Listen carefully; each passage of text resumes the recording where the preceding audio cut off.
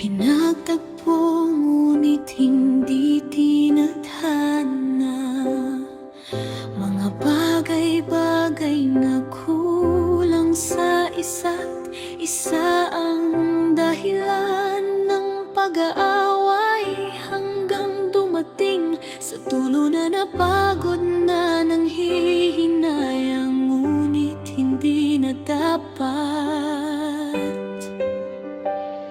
Pinagtagpo ngunit hindi tinadhana, wala na ang kulay ng pagsasama.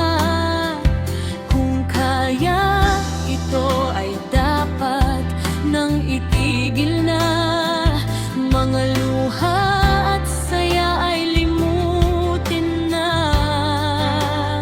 Sa loob ng relasyon na hindi na para sa isa't isa,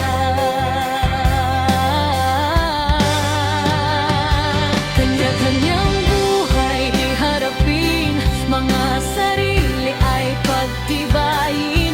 Wala na bang pagmamahal o napagod na sa mga alitan? Ngunit alam ko tayo ay babaguhin ng panahon. Mga nakaraang pangyayari ay maring malimot.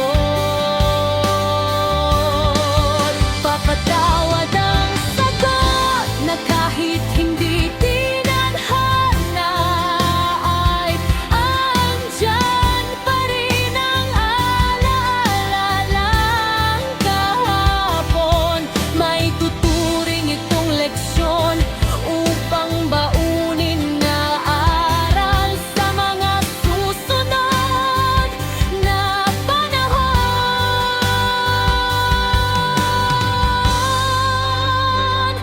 Paalam na, pagod na. Pinagtagpo ngunit hindi tinadhana, wala na ang kulay ng pagsasama.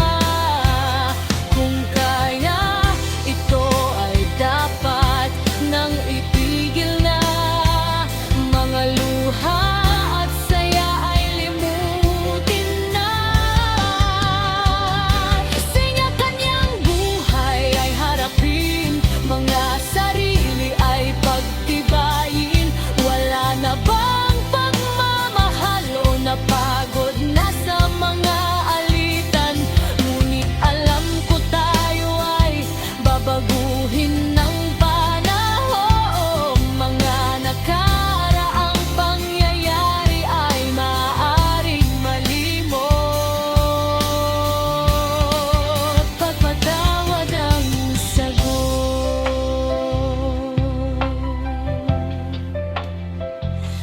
kahit hindi